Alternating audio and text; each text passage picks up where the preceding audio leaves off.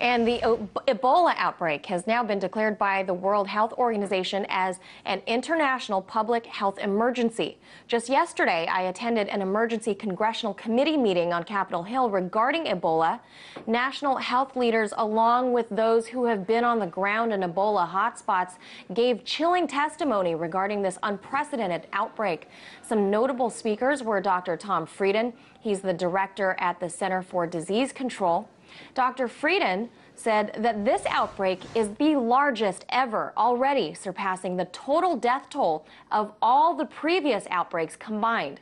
He also went on to say, quote, "An outbreak anywhere is an outbreak everywhere." That's in reference to the global society that we now live in. 4 countries in West Africa are affected by the outbreak. That's Guinea, Liberia, Nigeria, and Sierra Leone. But perhaps the most compelling testimony, though, came from Mr. Ken Isaacs. He's the Vice President of Programs for Samaritan's Purse. That's the organization that Dr. Kent Brantley works for. He's the doctor who contracted Ebola in West Africa and is now undergoing treatment in Atlanta. I sat down with Ken Isaacs following the congressional hearing and asked him when he thinks Ebola might hit America. I do think Ebola will come to America. That's not a question of if, it's just when. I don't think that in America we're going to see the death toll, because we do have an excellent public health system.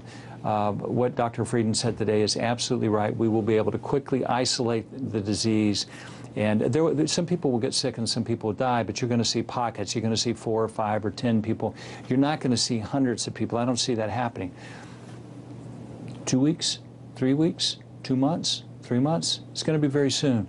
This disease, this pathogen called Ebola, now lives in the world with us. It occupies the globe with us. And it's important to remember that it can move at the speed of an airplane. All it takes is one person to get in an airplane and come to Washington, D.C., or come to New York City, or Los Angeles, or Atlanta, or Charlotte, or Seattle, any international airport. They get off the airplane, and the way the screening process works right now is they take temperature. If your temperature is not above 101.5 degrees, is what the CDC is saying, then you can't be shedding virus. Now, you can have it, but you're not contagious yet. So you could get on an airplane and have it, but it might be 3 or 4 days before you get a fever. In 3 or 4 days, you'll be in another country.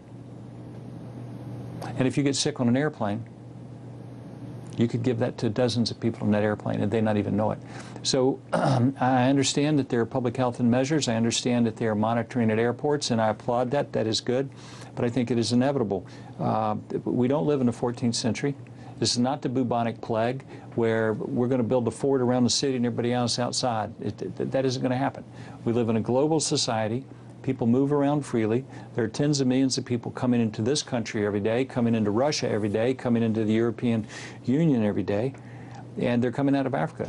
You can go to Liberia today, to Monrovia, and get direct flights to the United States. You know, you can fly from Sierra Leone. There's a report in Saudi Arabia that somebody from Sierra Leone just died of hemorrhagic fever. I wonder what that hemorrhagic fever was. And then, of course, there's the very real example of the Liberian American man who flew from Liberia. He was told not to fly by the Ministry of Health and by the Ministry of Finance. He got on the airplane. He was sick. We think he was contagious when he got on the airplane.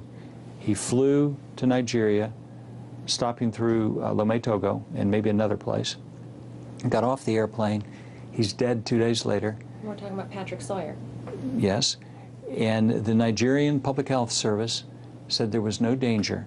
He was put into isolation. He was treated properly. He died. There was no danger. Now, his doctor and his physician's assistant are maybe have died by now. I think the physician assistant has died. The doctor has tested positive for Ebola, and they have 8 other people in isolation that treated him. I wonder what they have. I've had blowback from viewers because I've stated that your workers are experiencing harassment and experiencing intimidation, and that there is some danger involved from the community. Can you speak about that? Well, in Foya, in the northern part of Liberia, next to the border with Guinea, On July the 27th, we were called by the Ministry of Health to go collect a body. So our vehicle followed a Ministry of Health ambulance, and we had the hygiene team. We call it the outreach team. The outreach team is dressed in a spacesuit. They have chlorinated water in spray cans.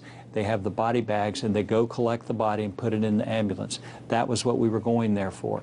When they came up over the rise into the village, there was a roadblock where trees had been cut down. And as soon as our vehicle stopped and the Ministry of Health ambulance stopped, they immediately put a roadblock behind us so we couldn't go forward or backwards. They drugged the 4 men out of the ambulance.